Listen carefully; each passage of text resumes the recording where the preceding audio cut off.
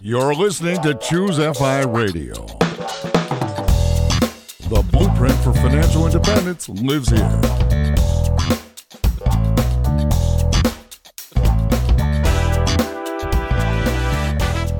If you're looking to unlock the secrets to financial independence and early retirement, you're in the right place.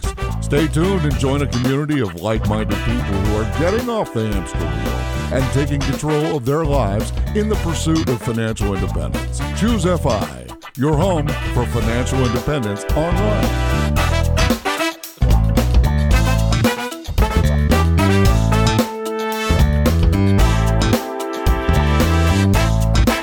Hey guys, welcome to the Choose FI Radio podcast. Today we are going to be talking with Michelle from Making Sense of Sense. And this is going to be an extremely cool episode because one, we're going to find out a little bit about her backstory. And then she is the prototype for what a digital nomad laptop lifestyle actually looks like. She's such a regular person. She documents her journey all along the way. She's one of the people that Brad pointed me towards as someone that has almost an outlier, someone that has figured something out that people aren't talking about. And this story is going to be wildly fascinating, both if you're inside the industry of blogging, but also if you're considering what are the possibilities when you decide to pursue an alternative income stream for you and your family that doesn't tie you to one specific geographic location. So to help me with this, I have my co-host Brad here with me today. How you doing, buddy? Hey, I'm doing well, Jonathan. Yeah, this story, Michelle's story, has a little bit of everything. It's amazing. I think people are going to really love this episode. I mean, she has documented her journey since 2011 on her site. She actually has her income reports, which are fascinating to look at. And she started just like all of us from nothing. And even when she made it, quote unquote, big, as recently as 3 years ago, making $13,000 a month, that sounds great, but she's 10x that in the last 3 years. I mean, she made $1.5 million from her website last year, 2017. That's not a typo, $1.5 million. So she is the epitome of how to build a digital business. And now she's living this wonderful digital nomad FI type life where she's traveling the country in an RV with her husband. I mean, that is remarkable. So yeah, Michelle, welcome to the show. I can't wait to dive into your story. Hey, thanks so much for having me. Looking forward to the podcast today. So Michelle, I mean, as we set up this preface, it comes across that both Brad and myself are amazed by what you've accomplished over the last several years. But I know it doesn't start with someone making $100,000 a month blogging. It starts with someone just being willing to stretch themselves outside of their comfort zone. And you are not a second or third generation blogger at this point. I mean, you didn't have someone to tell you this is what works, right? No, I didn't. I actually started Making Sense of Sense back in August of 2011. And back then I didn't know like what blogs were. I didn't know that they can make money or anything along those lines. It was all just a hobby back then. What actually inspired you to even consider something like this? Yeah, so my story's a little bit different than the average person's. I was actually reading a women's magazine, Cosmopolitan. In it, they actually featured a bunch of websites, and one of them was a personal finance website for women called dailyworth.com. I started reading that website, and then I started reading the comments on all of their blog posts, and I noticed that there were a lot of financial bloggers commenting on the blog post. I just started to become more involved in the personal finance community. I didn't have a blog yet, but I was reading all these great blog posts, reading about how people are paying off their debt and stuff like that. And eventually I started Making Sense of Sense on Blogspot. It was senseofsense.blogspot.com. It was free. It was just a hobby. Like I said, I didn't want to earn money from it. I didn't know that blogs could make money.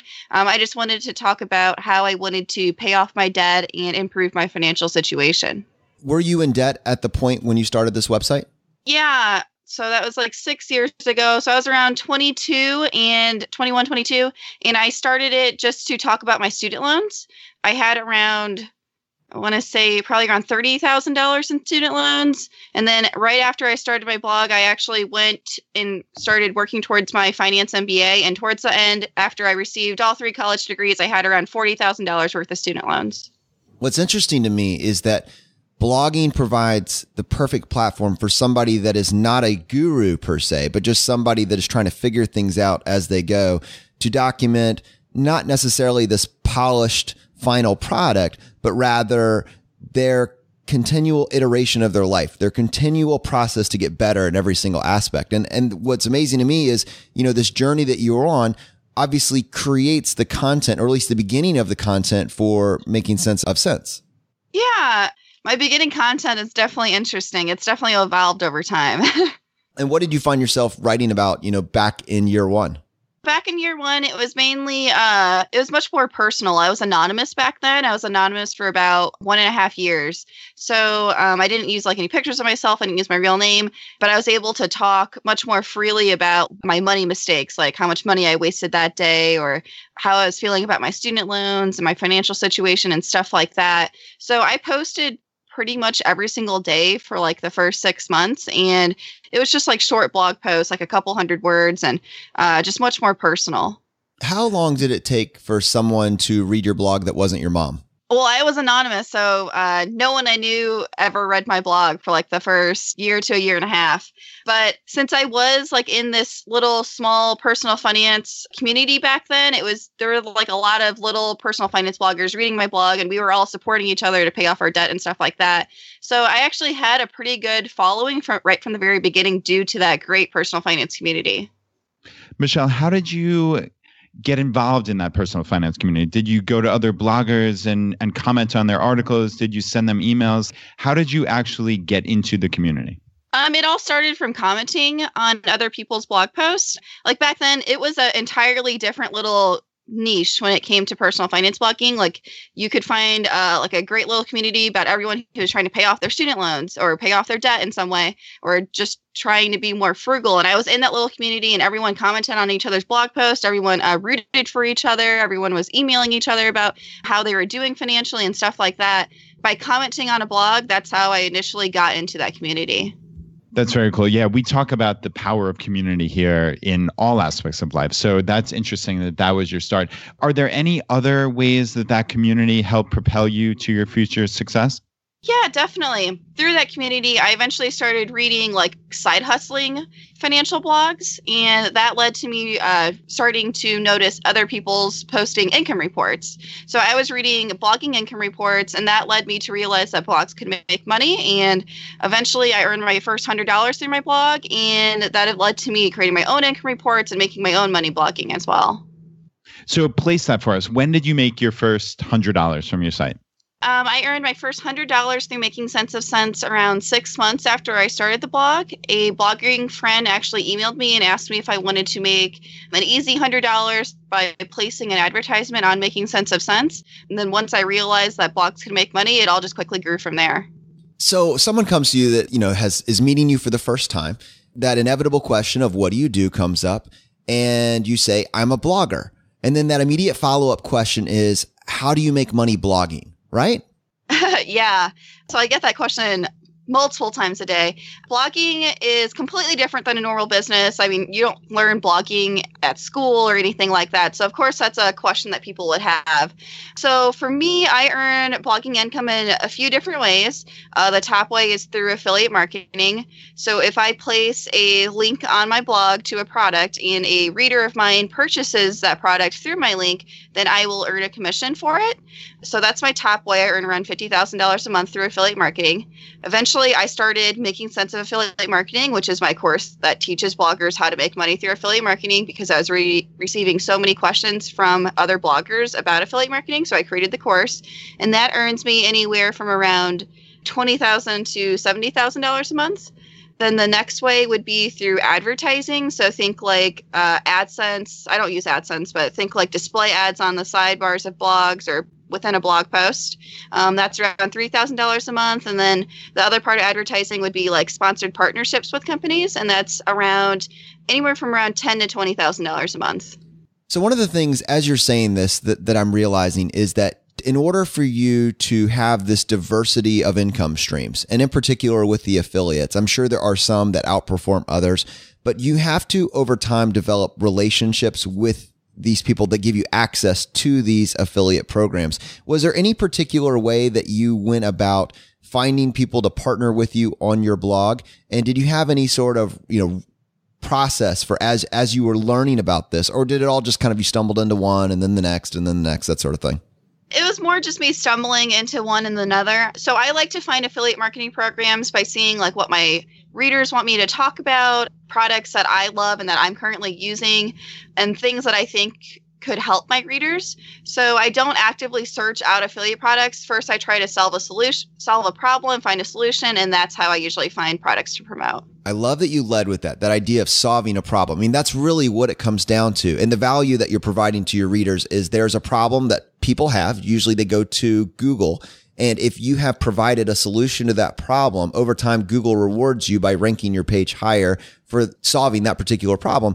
But, the affiliate marketing and all the income that comes in from that, you get none of it if you have zero traffic. Why do you think that over time, your particular content has become, I guess the blogger word would be sticky? Why do you think that your site over the last several years has become the source for all of these different programs? I would say I've always been told that it's my conversational tone in my writing. So I write very personable. So when you read an article on Making Sense of Sense, I've always heard that it's like I'm talking to a person. It's not just like some generic blog post that's really boring about finance. It's usually I include my personal story, actionable tips and stuff like that. And it sounds like I'm just having a conversation with someone. So due to that, it's like much more enjoyable to read, I've always heard. And it's definitely much more enjoyable to write as well. So I'm very passionate about my writing too. Michelle, that makes sense. And certainly your personality and that conversational tone does come through. But when you really think about it, there are hundreds, if not thousands, of other blogs that are similar in that regard. And yet they're not making $1.5 million. You, and I mean this in the most complimentary possible way, you have figured out the secret sauce to blogging and to making money. And it's truly remarkable. Like, it reminds me of something that Tim Ferriss says, which is, try to find those people who are just getting outsized rewards for what you would expect based on whatever it may be. Obviously you could go to Michael Phelps for swimming lessons, but he's just a genetic freak, right? Whereas Tim Ferriss says, find the guy who is at a world-class level, but doesn't look like all the other swimmers. And I mean this is kind of a roundabout way. I mean this in the most complimentary way possible. Like, you are doing something truly, truly remarkable. I wonder, like, have you ever reflected on that? Like, is there some secret sauce? Is it hard work? Like, how do you go from, we just, fast forwarded from your story of making $100 to making $50,000 a month in affiliate marketing? That is not normal. Is there something that you could pass along, like actionable tip-wise, and like how someone would go from there to where you are now? I would say it's due to many different things, like the conversational tone, definitely. Some other things that I'm always doing and always working on is I'm always pushing out content consistently. Whereas you might go to some blogs and they might pump out content a lot for one whole month, and then they might not come back for another month or a week or something. I religiously post Monday and Wednesday every single week since I first started 6 years ago. So, I mean, the consistent content definitely helps. And then the other thing would definitely be quality content. I don't publish anything unless it's great. I'm always around 2 to 3 months ahead in content. So due to that, I can always make sure that content is great. I'm not trying to publish something the night before that's not so great, but I'm just trying to fill this Monday, Wednesday quota. So the quality is definitely something that is extremely important. And then the third thing is probably that everything is very personable. I always share exactly what I did to pay off my debt, what exactly I did to side hustle my way to paying off debt and eventually turning that into my full-time business. So, I mean, I'm always including personal tips on exactly what I did. I'm a normal person. It's not like I'm like a trust fund kid or something like that. There's always those personal tips. I started from the bottom and now I'm here.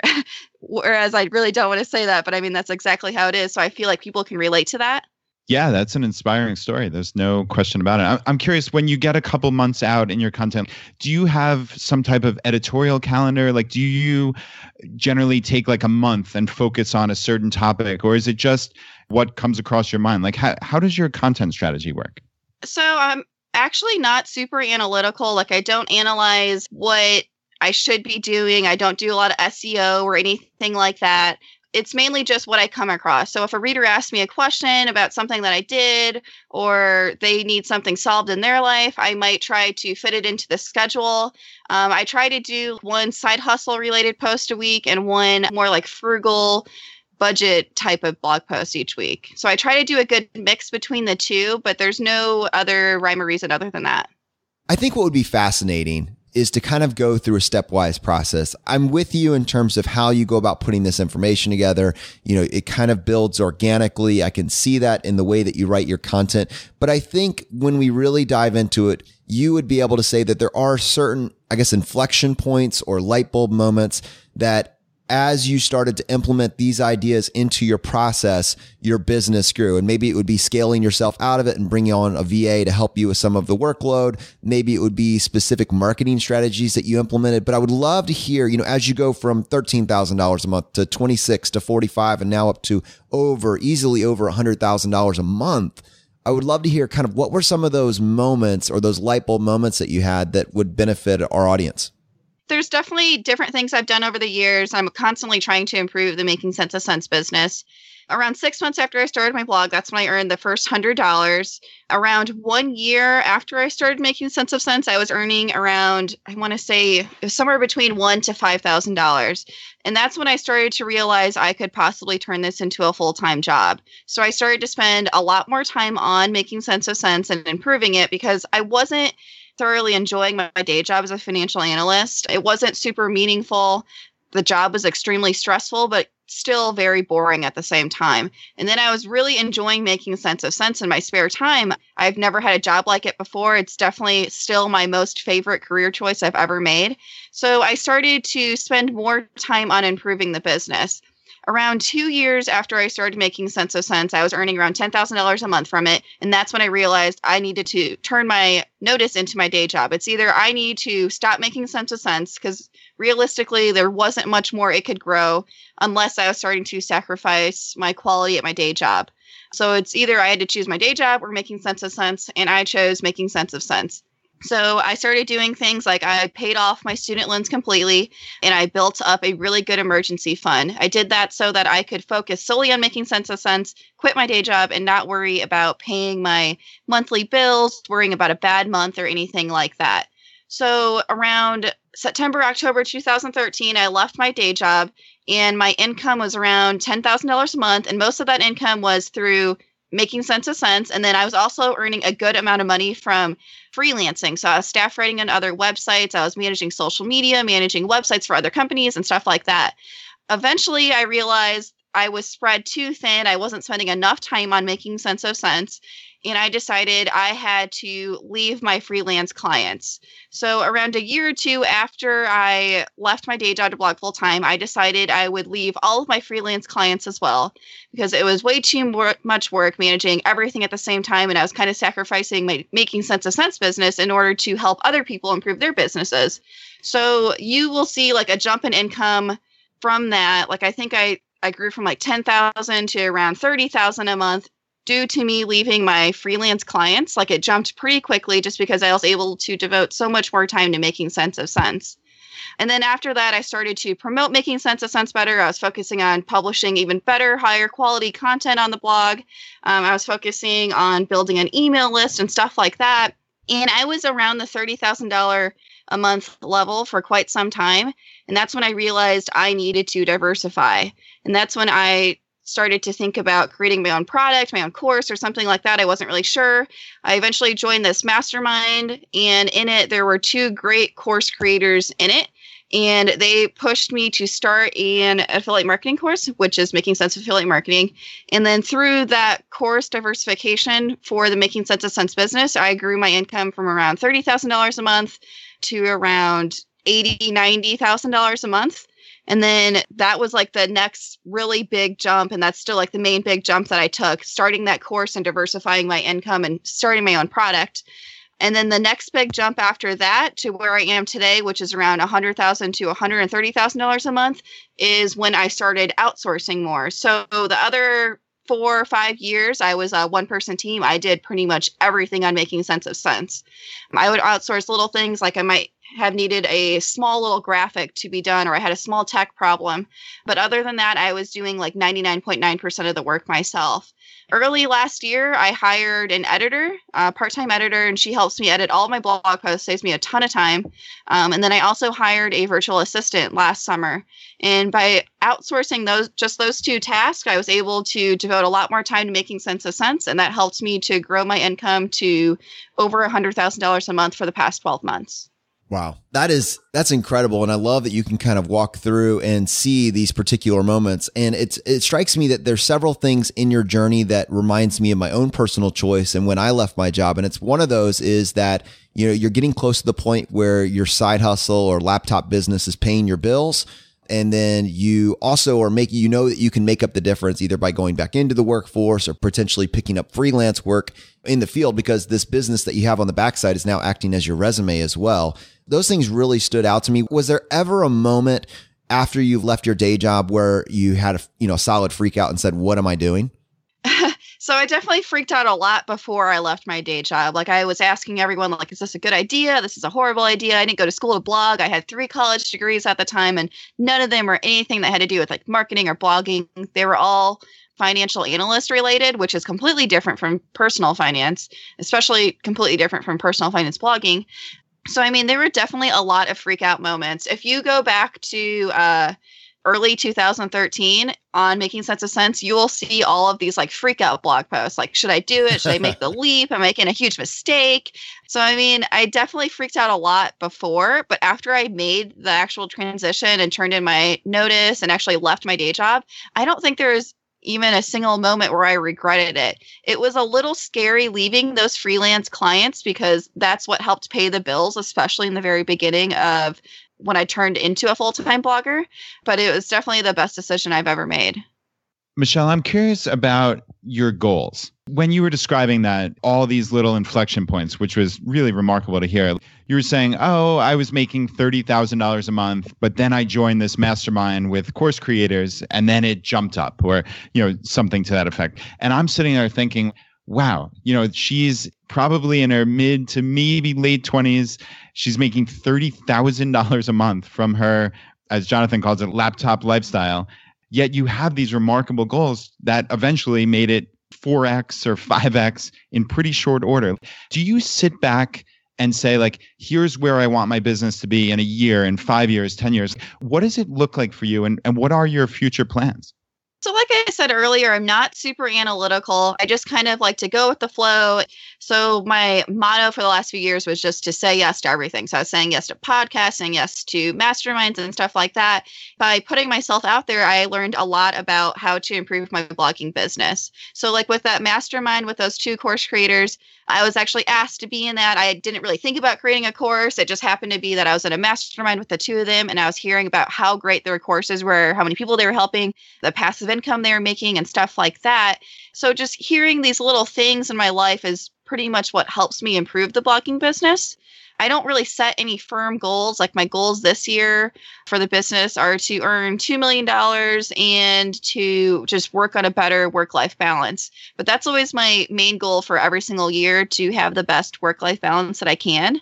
It sounds funny saying that right now because I feel like January is so crazy for a personal finance blogger because that's like the hot month for personal finance. So right now my work-life balance isn't wonderful, but I do love personal finance blogging. So it's something that I'm always working on. Right now, though, yeah, that's just my main goal, just improving that work-life balance, enjoying RV life, enjoying traveling everywhere. I think that's a great transition to talk about, because the business that you created has freed you up from any particular geographic location. And I think you may be one of the only people I know that is a pure digital nomad. So you don't have a home base. You travel the country in an RV. That is fascinating in and of itself. If we hadn't spent the first 30 minutes talking about, your journey with your blog, we could have probably spent it just talking about this decision to be a digital nomad. And I'd love to hear, like, what inspired that? Was this something you grew up thinking, I want to try this? How does this happen that a financial analyst with a very safe IT job makes a decision to travel the country, travel the world in an RV? Yeah, so I never really thought about like traveling full time or anything like that. So around 2013, when I left my day job, we started traveling more. My husband left his job as a car salesman as well. So we started traveling more, but it was just out of our Jeep. So like we drove to Colorado and Utah, but it was just out of the Jeep, and we were Jeep camping, tent camping and stuff like that. And around 2014, we decided that we should probably sell our house and move somewhere else. So in 2015, we sold our house. We put our house on the market in February, completely cleared it out, donated a ton of stuff, trashed a bunch of stuff, gave a bunch of stuff away. And we actually got a rental house in Colorado so that we could explore the Colorado area, Utah, and stuff like that.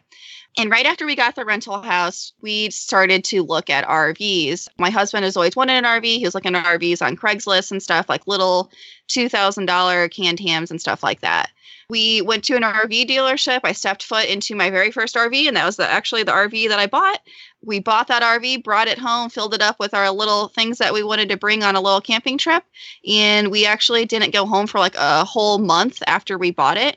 So we decided to get rid of the rental house too and RV full time. And we've been RVing full time ever since. And it's been a little over 2.5 years now. So Michelle, everything you own, is that in the RV? Like, do you have, not to ask a stupid question, but like storage units, like did you sell and donate everything? And this is like truly tiny, essentially tiny house living at this point?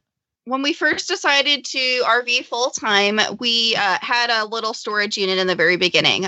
We had it for around 6 months. We put everything that couldn't fit in the RV, like our furniture and stuff like that, into a little, I think it was like a 10 by 15 storage unit, but it was like really expensive. The town that we lived in Colorado wasn't very big, so a storage unit was like $200 a month.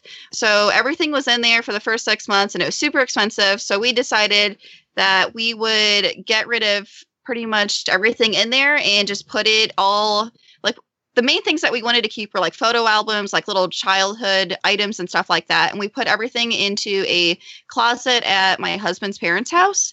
And then they took all of our furniture and stuff like that, and they kept all the good stuff. And we just put all our stuff in a little closet in there. But that's pretty much all we have now, just like photo albums. And we have some bikes over there. And then everything else is inside our RV. That is so cool. I'm incredibly envious. You have no idea. I've talked about this on the podcast. I'm sure Jonathan was waiting for me to say this. My ideal life is like owning literally nothing, basically like clothes and a laptop. So yeah, when you're describing that, that's a future life goal of mine in a maybe alternate life once my kids graduate from high school or something. That is really, really cool. So what does this RV look like? You said you bought the first one, you stepped foot into. How big is it? I'm really curious about like your actual physical living space. We're not in that same first RV. When we bought that first RV, we just thought it was going to be a part-time thing. We thought we would still live in Colorado and that we would just RV on the weekends or RV back home to Missouri where we're from.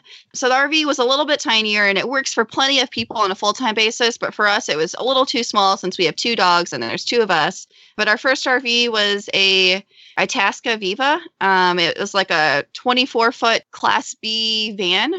It had a bathroom, a kitchen, a tiny bed, a dining area, and stuff like that. But it was a little too small. So when we decided to full-time in an RV, we eventually upgraded. And right now we are in a 2016 Tiffin Allegra bus. It's around 37, 38 feet long and really good size, especially for 2 people and 2 dogs. We have like a big kitchen, a big bathroom, washer and dryer, dishwasher, and stuff like that. So it has all the comforts of home, but it's in a lot smaller of a space. Brad, I know that you as the aspiring minimalist are just running a fever pitch high right now.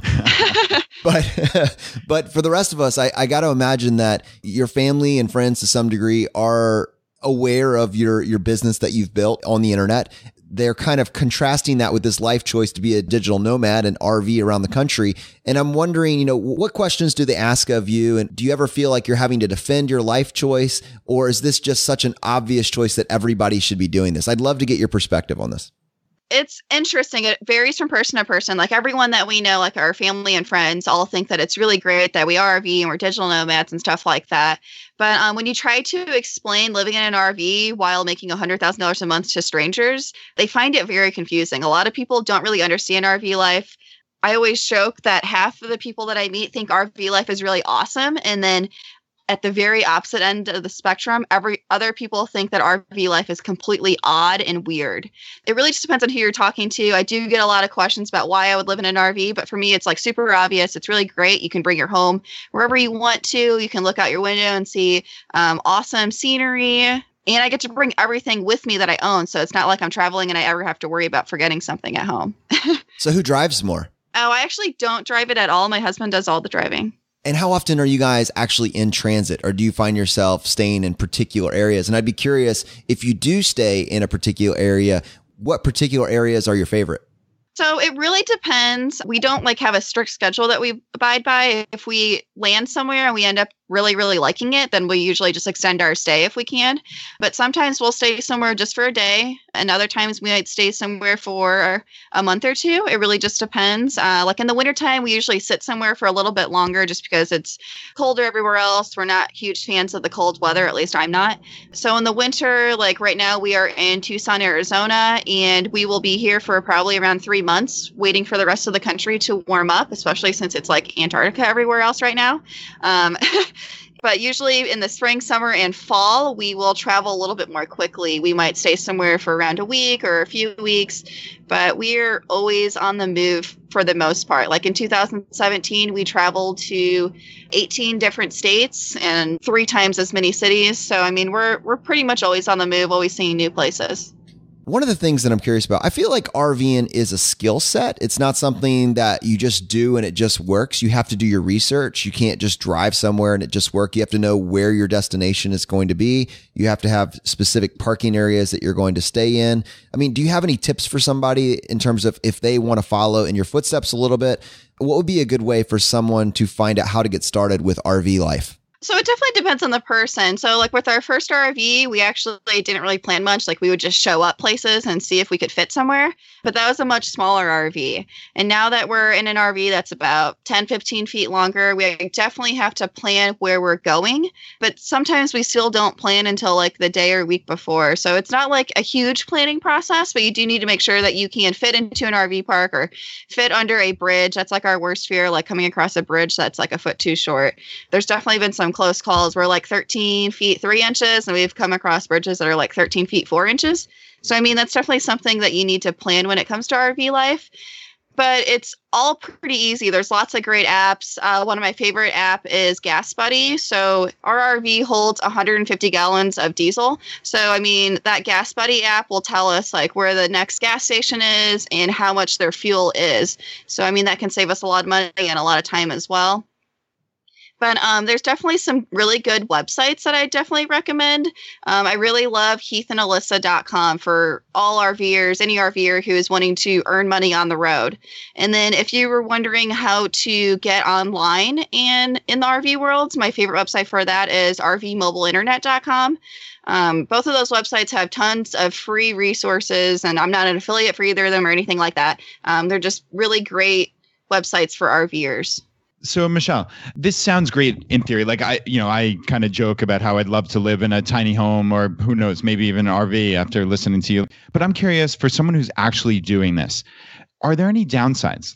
You're living in an RV with your husband and 2 dogs. And I think some people reflexively would say, oh, wow, that's a tiny little space for 4 different family members, let's say, right? What does that look like on a day-to-day, week-to-week basis?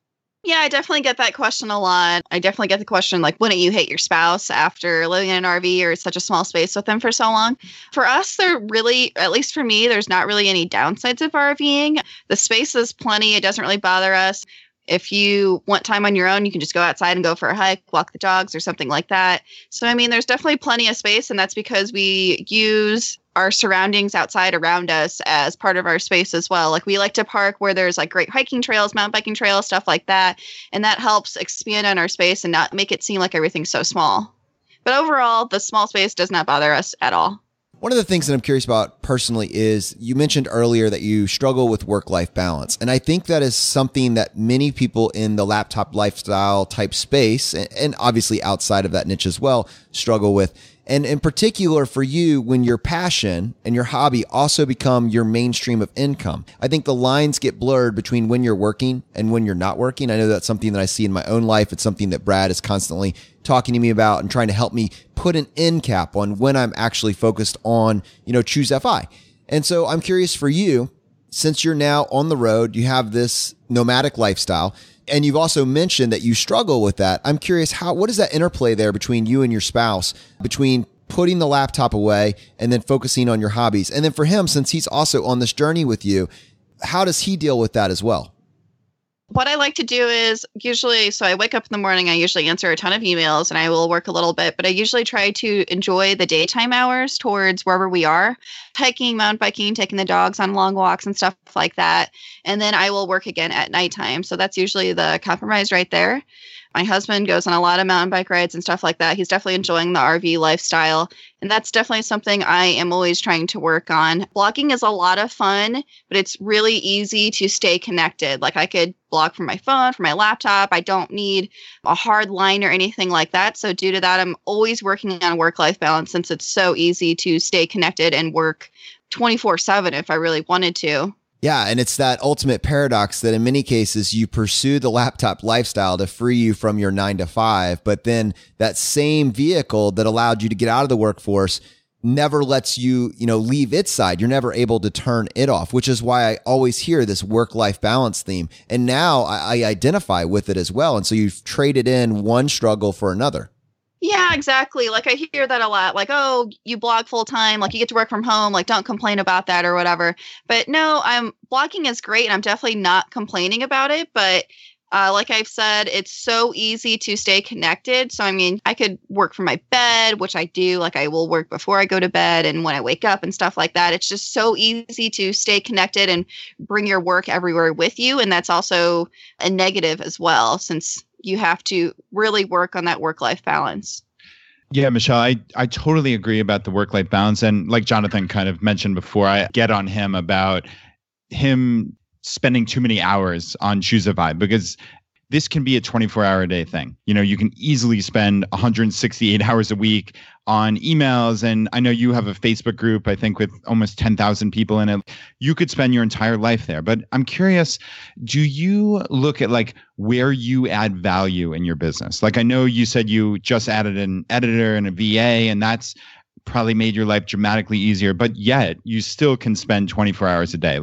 How have you taken a step back as a business owner and as the CEO of this really enormous business and said like, okay, this is where I want to spend my time?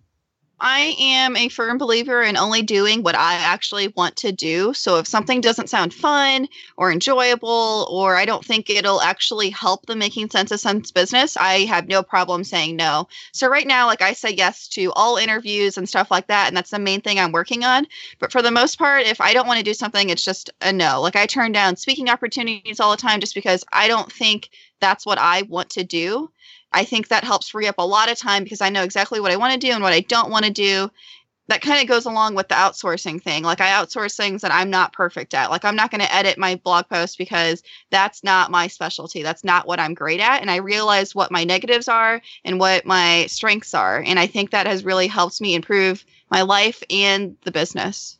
I think this is a great opportunity to segue back into talking about the business for a few more minutes, because one of the things that comes to mind is you have really made a dent in a marketing space that no one else is really competing in. And I'd love to hear your thoughts on how you identified Pinterest as a marketing vehicle and how you've leveraged that platform when so many other people ignore it. Yeah. So a few years ago, I started to become active on Pinterest. I just had like a personal Pinterest. It wasn't even for Making Sense of Sense. I was just like pinning like recipes that I liked, clothing items that I liked and stuff like that. It had nothing to do with Making Sense of Sense. Today, I just actually looked at how many Pinterest followers I have last night, and I'm at like 99,000 or something. So I think I'll definitely be at 100,000 by the end of the month. And it all started when just a few years ago, I heard about Pinterest and I was just doing it on just for fun for me personally. And I realized that I could start pinning financial things from Making Sense of Sense on Pinterest. And a lot of people told me I was wasting my time. Pinterest wouldn't become big. Like none of my friends even knew what Pinterest was. And I was on it just in my spare time for fun. So, I mean, Pinterest wasn't as big back then. People didn't really know what it was. People didn't understand it. And people definitely didn't think you could post financial things on it. Everyone just thought it was just for food and clothing and crafts and stuff like that. But I started pinning like how to make money in your spare time, 75 ways to make extra money and stuff like that. And that actually went pretty viral on Pinterest. I have tons of articles on Making Sense of Sense that have over 50,000, 100,000 Pinterest shares. And I think that's because I was one of the first people on Pinterest that is in the financial blogging area. So since then, it's just quickly grown from there. And I feel like almost all financial bloggers should be on it. And more financial bloggers are on Pinterest now. And I think it's all because people are starting to realize that Pinterest is so big. One thing I always like to tell people is that a lot of people think that Pinterest is just for females, but I recently read like 30 to 40% of Pinterest users are actually men.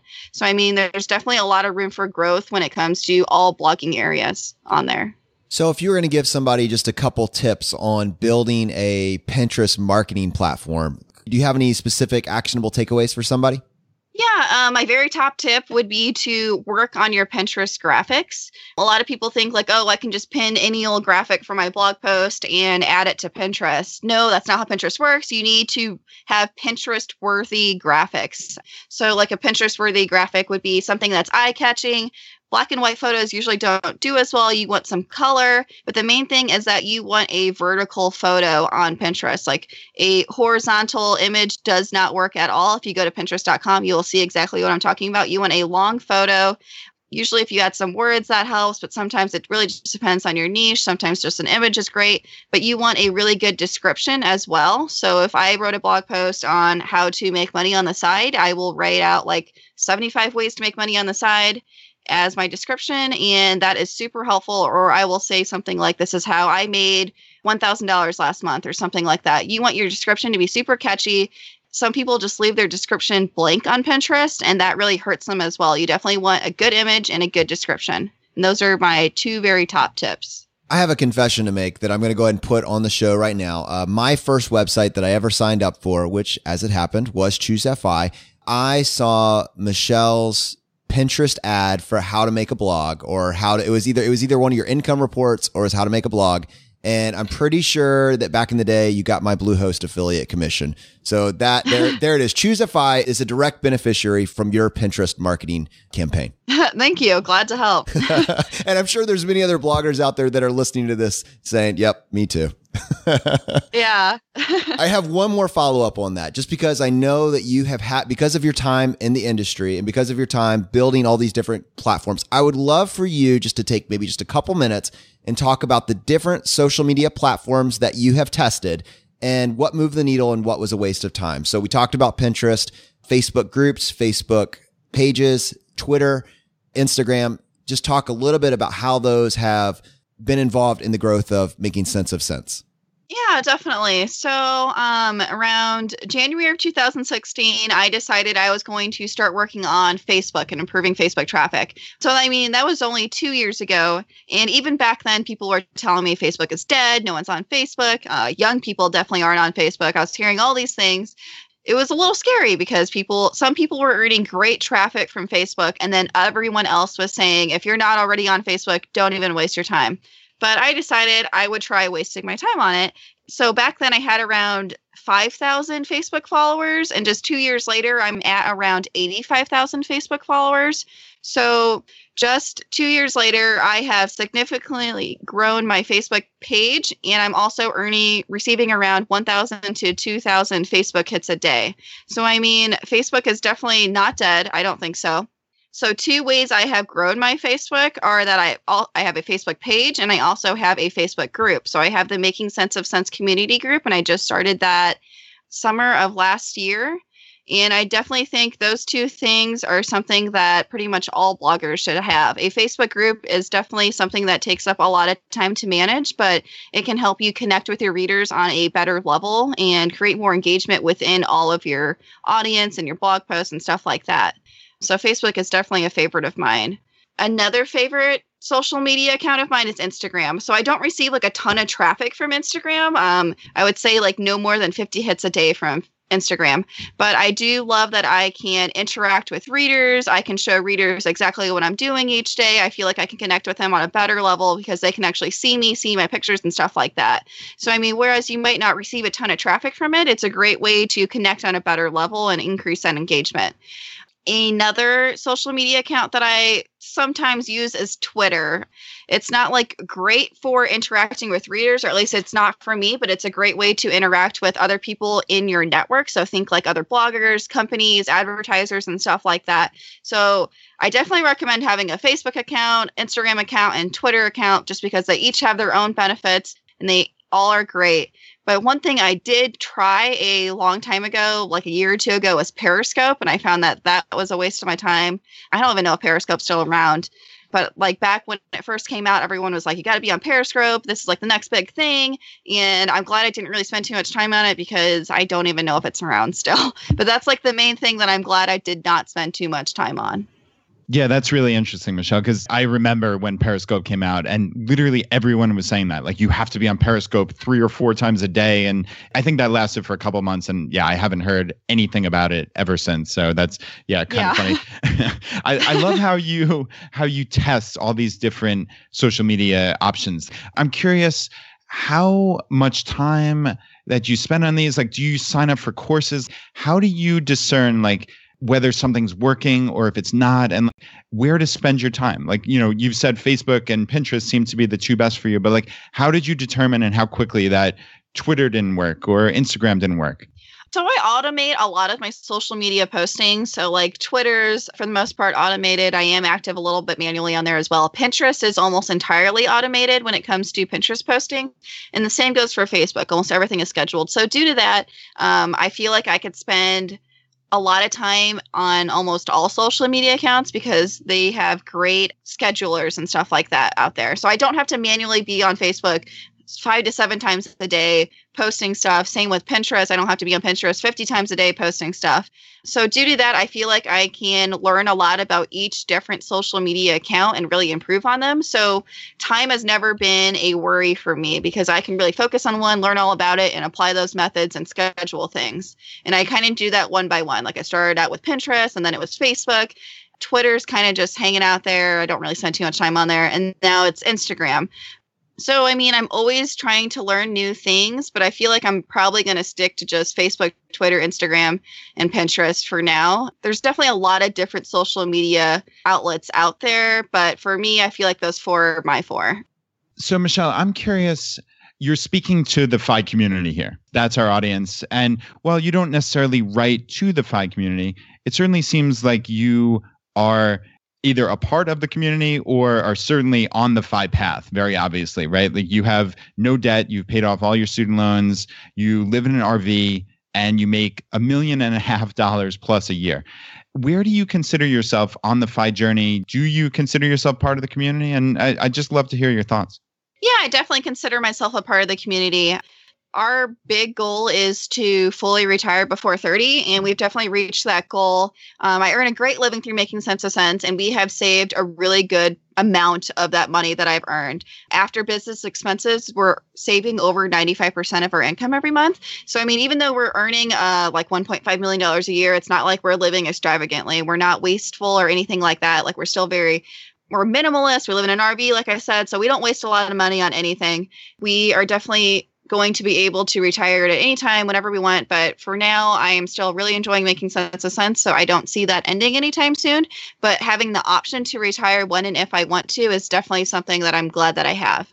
I love it. Thank you so much for coming on and sharing all this actionable content. I don't know, this one interview has turned into this amazing resource for people that are looking, how do I 10X my blog that I just started maybe last week? What does that journey look like from someone that's maybe 5 or 6 years ahead of me? And I love just how honest and frank you are with the different light bulb moments you've had on this journey. Thank you so much. It was great talking about all of this. I'm going to tie this back to something that we mentioned earlier because I think it's totally appropriate. We mentioned one of the things when you're building a course is you solve a problem. And I think so many people are wondering, if I decide to build this blog or start this blog, and right now maybe I'm doing it anonymously and I'm talking a little bit about my journey, and it's a way for me to chronicle my progress over time. There will be, for most people, a point at which they say, I wonder if I can earn an income from this.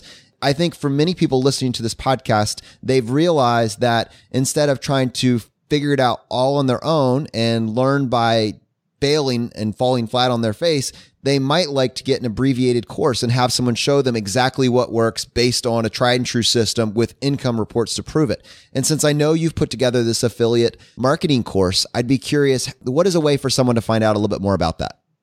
Yeah. So, I mean, if you want to learn about affiliate marketing, I definitely recommend heading to makingsenseofaffiliatemarketing.com. It's an affiliate marketing course for bloggers that I started back in July of 2016. So it's been around for almost 1.5 years, almost 2 years, and there are over 3,500 students. The refund rate is less than 1%. So pretty much everyone loves the course. I hear such great reviews. The Facebook group is super popular and super helpful. So if you want to learn how to make more money from your blog, this is definitely the course you want to take. So before I started Making Sense of Affiliate Marketing, I interviewed various bloggers around me, some who were new and didn't have many page views, and others who had over 1 million page views. And I asked them how much money they were earning through affiliate marketing. And surprisingly, a lot of them said that they weren't earning anything and they thought affiliate marketing was a waste of time. I realized a lot of people thought that affiliate marketing was as easy as just slapping a bunch of affiliate links on your blog and calling it a day. And that's pretty much all you had to do to earn affiliate income. And I realized that a lot of people did not realize that you needed to have a real strategy when it came to affiliate marketing on your blog. So I decided to launch Making Sense of Affiliate Marketing so I could teach people exactly how I was earning over $50,000 a month through affiliate marketing. And I teach my exact strategies. So I go over why affiliate marketing is great, like just as a great introduction, how affiliate marketing works. And then I really deep dive into how to apply affiliate marketing to your blog, how to find those great offers, how to find out what your loyal audience and what your readers actually want to hear from you when it comes to affiliate marketing.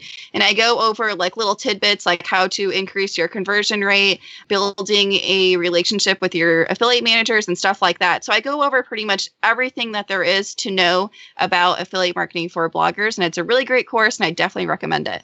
Brad, I think I would like to sign up for that course and we can just call it a business expense, right? Hey, sounds good.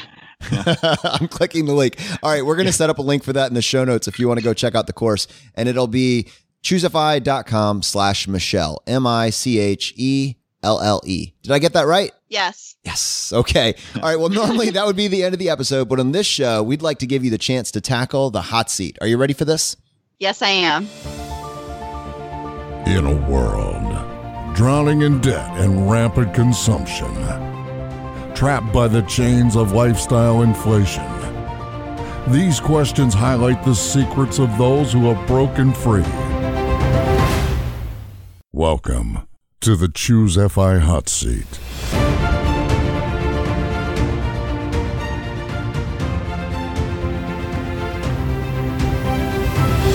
All right, Michelle, question number 1, your favorite blog that's not your own. So that's a super tough question. I definitely have different favorites depending on what I'm learning about. So I really love like thinksaveretire.com. For minimalism, I really love Kate Flanders. For early retirement, I really love Our Next Life. For like truth and like truth bombs and stuff like that, I really love like Club Thrifty. They really tell you how it is. And then I have to do a little plug for my sister's blog, which is fitnancials.com. Fitnancials.com. Yep. Nice. Yeah, we'll have links to all those in the show notes for sure. And is that last one with your sister's blog, is that tying together the finance and the health aspect as well? Well done. Yes, it does. They do go hand in hand. All right. Question number 2, your favorite article of all time. So on my website, my favorite article at the moment is why would you make $100,000 a month and live in an RV? I get that question a lot, and it was definitely a lot of fun writing that one. Very cool. Michelle, question number 3, your favorite life hack.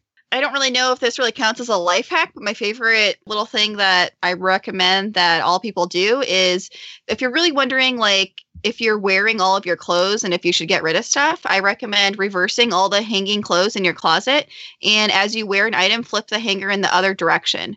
So then at the end of the season, you can see exactly what you haven't worn, what you are wearing, and so on, so that you can see what you should sell or donate. And do you find that your closet is relatively minimalist at this point?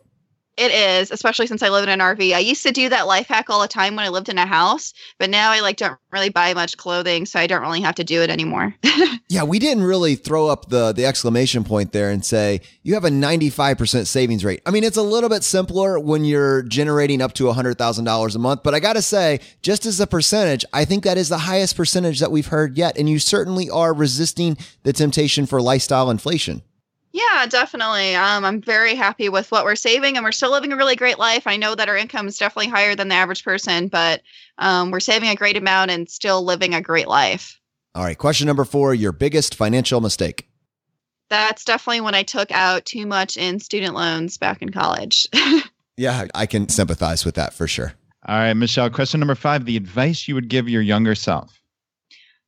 So some advice that I'd give 18-year-old Michelle would probably be to stop buying so much clothing and food and actually budget, and probably think about how much in student loans you are taking out. So I wasn't the best with managing money when I was 18 and just moved out on my own and just started college and stuff like that, and made a lot of money mistakes. Thankfully, my credit card limit was only $300, so I couldn't take out too much credit card debt, but I didn't have the best money management skills. All right, so we do have one additional question, and this is a bonus question. The reasoning behind this was we spend so much time talking about spending less, right? But in reality, all of us have moments in time where we splurge on something. And I'm curious, what was your favorite purchase made on Amazon over the last year? So that's a really tough question because I don't shop on Amazon a ton, and I live in an RV, so I'm not really buying a ton of stuff. But the other day I did buy a bunch of dog toys on Amazon, and those are definitely my favorite purchase as of recently. What type of dogs do you have? We have a Brittany Boxer mix, and then the other one's a French Bulldog. Very nice. I have a Boston Terrier, and we want a boxer at some point, so we don't have one currently. Oh, nice. Well, Michelle, thank you so much for coming on the show and sharing all this information with us. I know we talked a little bit earlier about the way that someone can find out more about your course, but what if someone wants to connect with you? What's the best way for someone to reach you? The best way would be to go to makingsenseofsense.com. On there, if you go to the right-hand top side, you will see all of my social media accounts. If you want to follow my RV travels, I definitely recommend going to Instagram.com/Michelle Schroe. And I have a Twitter, Pinterest, great Facebook community and everything. So definitely just head to makingsenseofsense.com and you'll see all the other links, and definitely follow me everywhere that you want to. Awesome. Thanks so much. All right, guys, thank you so much for taking time to listen to this episode today. I hope you got value from this. You need to realize that there are people that have found a way to live this alternative lifestyle and totally thrive far beyond anything that you could ever imagine. And Michelle, even in this subset of people, is an outlier in that she has figured something out and polished it and is totally crushing the game. Hopefully, by listening to this episode, you understand a little bit of what's happening behind the scenes. And armed with this information, you have yet another tool to add to your toolbox that will allow you to break free of the hamster wheel and design a future that you can get excited about. If you got value from this episode, just take 1 second and press the subscribe button on the platform that you're listening to this on.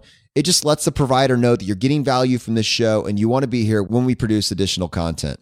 Thank you so much for listening, and thank you for being a part of the community. If you want to support us, here are 4 easy ways. 1, leave us an iTunes review. If you want to do that, just go to choosify.com/iTunes. 2, use our page to sign up for travel credit cards. If you want to travel the world with miles and points instead of your hard-earned dollars, then just go to choosify.com/cards and get started today. 3, if you're working on the milestones of FI, set up a personal capital account to track your progress and use our affiliate link. It's completely free, and just go to choosify.com/PC. P as in Paul, C as in cat. And 4, and most importantly, find your friends, coworkers, and family members who might be open to this message and tell them about the podcast. Have them start with episode 38, The Why of FI, and right behind that, have them go listen to episode 21, The Pillars of FI. It is a fantastic starting place. All right, my friends, the fire is spreading. We'll see you next time as we continue to go down the road less traveled. You've been listening to Choose FI Radio Podcast, where we help middle-class America build wealth, one life hack at a time.